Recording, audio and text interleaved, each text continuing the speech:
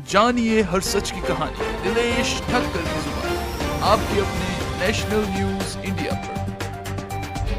कल यानी कि 23 फरवरी 2026 को जोधपुर हाई कोर्ट में और गुजरात हाई कोर्ट में बहुत ही महत्वपूर्ण केसों की सुनवाई होनी है।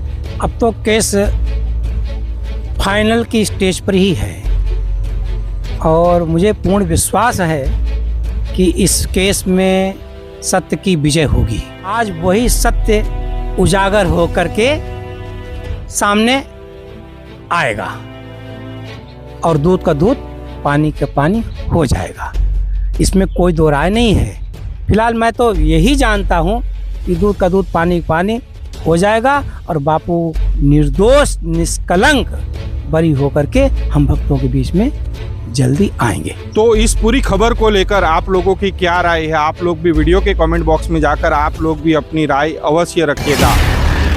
कल दो केसों में मतलब महत्वपूर्ण सुनवाई है। एक तो संत आसाराम जी बापू की अपील पर सुनवाई है और अहमदाबाद में जो अपील डली है उसकी सुनवाई गुजरात हाई कोर्ट में डिवीजन बेंच में कल होनी है। देखो, अब तो केस फाइनल की स्टेज पर ही है और मुझे पूर्ण विश्वास है कि इस केस में सत्य की विजय होगी। जो अभी तक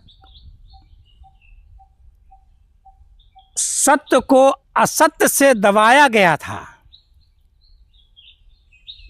आज वही सत्य उजागर होकर के सामने आएगा और दूध का दूध पानी का पानी हो जाएगा, इसमें कोई दो राय नहीं है।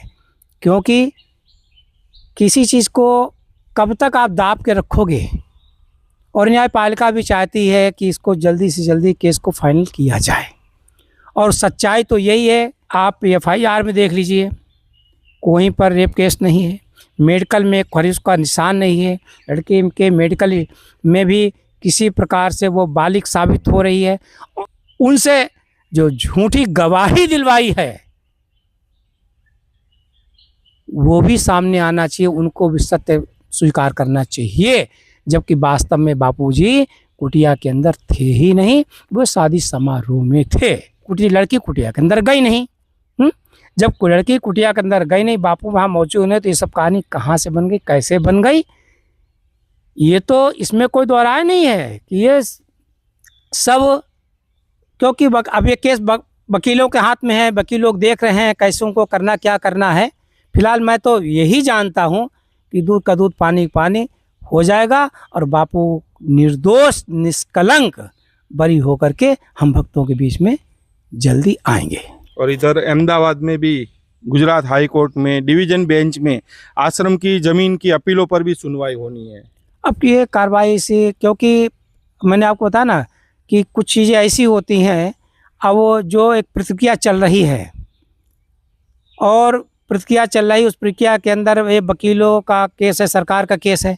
परंतु ये चीज़ मैं सरकार से विशेष रूप से आज भी मैं प्रार्थना यही करूँगा कि धर्म को नष्ट ना करे।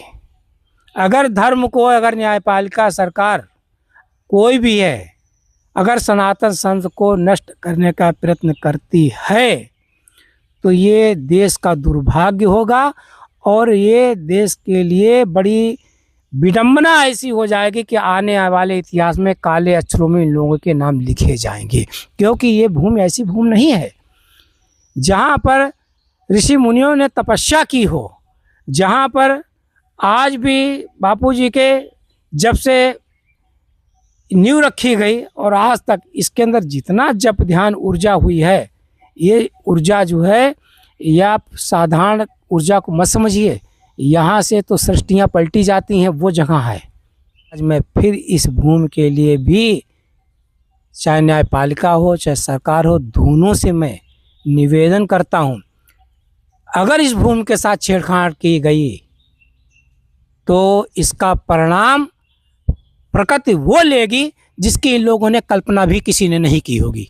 जानिए हर सच की कहानी दिनेश ठक्कर की जुबान आपके अपने नेशनल न्यूज इंडिया पर।